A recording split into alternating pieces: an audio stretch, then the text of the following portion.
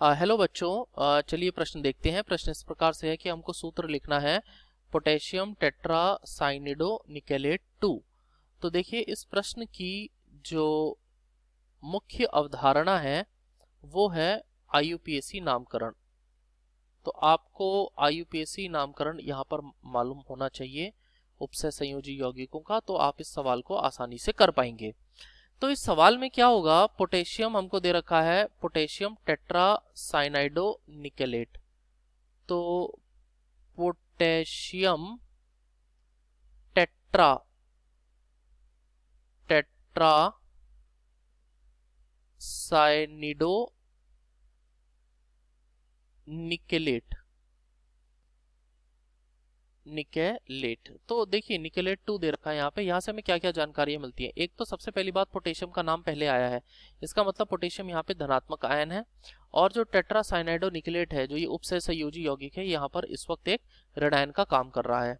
और ये बात इससे पता लगती है कि इसमें निकिल का नाम निकिल ना होकर के निकेलेट है।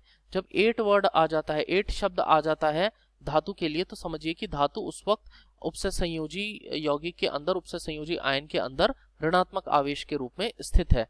तो यहाँ पर इसके ऊपर ऋणात्मक आवेश होगा। अब यहाँ से एक बात और पता लग रही है कि जो निकिल है उसकी जो ऑक्सीकरण संख्या यहाँ पे दे रखी है वो आपकी 2 है, यानी कि ये जो है +2 है।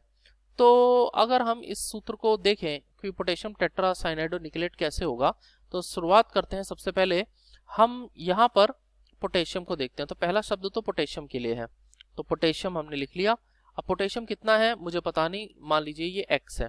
उसके बाद नाम है टेट्रासाइनिडो निकेलेट। तो टेट्रा का मतलब होता है 4 और साइनिडो का मतलब होता है CN। तो यहाँ पे जो CN है वो है 4, तो इसलिए वर्ड आया, इसलिए शब्द आया टेट्रासाइनिडो। तो साइनिडो आपको पता होना चाहिए कि साइनिडो का मतलब होता है, साइनाइडो कहते हैं हम इसको, यानी कि CN के बारे में बात कर रहे हैं। और हमको ये भी पता होना चाहिए कि CN की जो ऑक्सीकरण संख्या है वो -1 होती है। और टेट्रासाइनिडो का मतलब है 4 साइनाइड लिगैंड यहाँ पर जुड़े हुए हैं। और लास्ट में आता है निकेलेट। निकेलेट मतलब Ni, निकिल के बारे में बात कर रहे हैं। तो अब मान लीजिए ये Y यहाँ पर हमारे जुड़े हुए हैं। तो अब देखिए पोटेशियम टेट्रासाइनाइडो निकेलेट है। अब हमें ये देखना पड़ेगा कि यहाँ पर इसके ऊपर कितना आवेश आ रहा है। तो देखिए निकिल की ऑक्सीकरण संख्या यहाँ पर हमको दे रखी है +2, और साइनाइड की ऑक्सीकरण हम संख्या जानते हैं -1 होती है।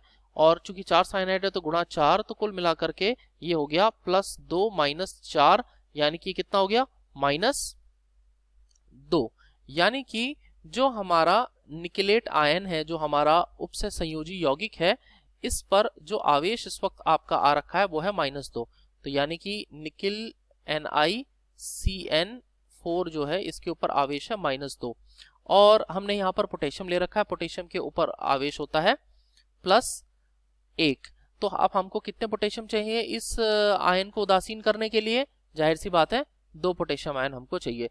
तो अब जब ये दोनों मिल जाएंगे तो जो यौगिक होगा उपसय संयोजी यौगिक, उसका सूत्र क्या बनेगा? ये बनेगा K2NiCN4, यानी कि हमारे 2 के आयन है और बाकी का NiCN4 जो है वो हमारा एक आयन है। तो K2NiCN4 हमारा सूत्र हो गया। तो यही हमारे इस प्रश्न का सही उत्तर है। आशा करते हैं आपको समझ में आ गया होगा।